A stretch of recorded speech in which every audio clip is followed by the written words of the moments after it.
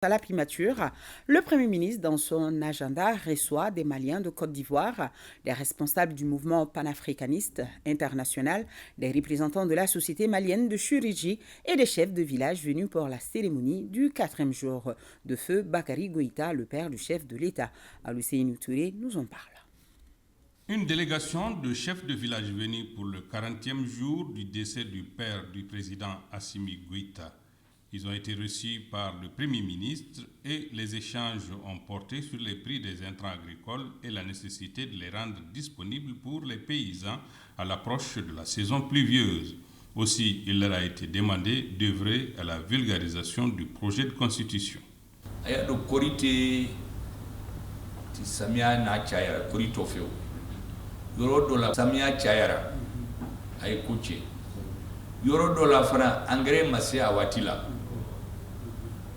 Yoro dora amadi atigima doni ube franyonka ubese ko do la femme ani embargo kum akode fana femme odi kama ko maliya na gelea nana na ga jamana ay cesi parce que an sera yoro mina se ka sigam ni komodo anga kunyogona nga nyogomni doni be min bolanga di nyanga tanyi nan tarani comme do be ka ambisiu.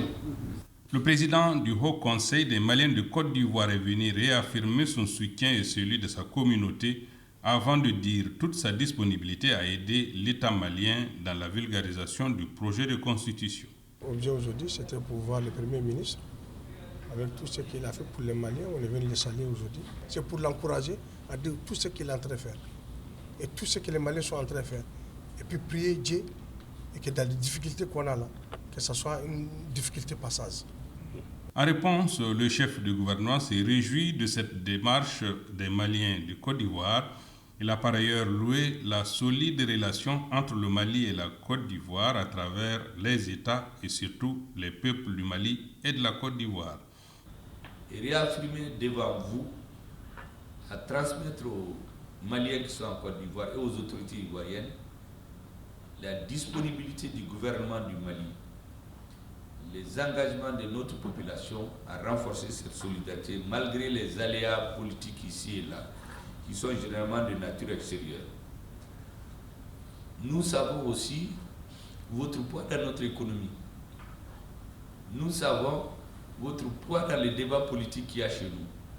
Et nous allons ouvrir une nouvelle page dans l'histoire politique du Mali.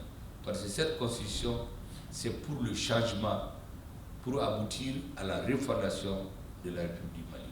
Le mouvement fédéraliste panafricain est une coalition de mouvements et d'individus œuvrant pour l'unification politique des États africains. Ces leaders sont venus échanger autour des actions à entreprendre. Souhaiter que les autorités nationales actuelles sachent que le Mali abrite ce mouvement dont l'objet est véritablement de faire en sorte d'accélérer l'unité politique du continent africain en créant les conditions de l'émergence de ce que nous avons appelé les États africains unis. Il nous a semblé important, dans le contexte historique actuel, où la question du fédéralisme est remise à l'ordre du jour, en particulier entre le Mali, le Burkina, la Guinée. Il était important pour nous d'informer M. le Premier ministre de cette dynamique et de prendre ses avis. La Société malienne de chirurgie prévoit d'organiser un congrès en juillet. C'était pour venir présenter notre activité d'une semaine, c'est-à-dire la semaine de santé au Mali. Cette semaine comprend 3 volets. Le premier volet, c'est le volet formation. Et la formation prendra 2 jours. Pendant ce moment-là, nous allons faire des séances d'ateliers pratiques pour former les médecins, les infirmiers spécialistes à Bamako ici. Le deuxième volet, c'est sur les résultats des recherches et d'enseignement et de formation. Et ce seraient des échanges entre spécialistes maliens et spécialistes africains et d'ailleurs pour débattre des questions de recherche. La série d'audiences a permis au Premier ministre et à ses interlocuteurs d'échanger sur des thématiques diverses importantes.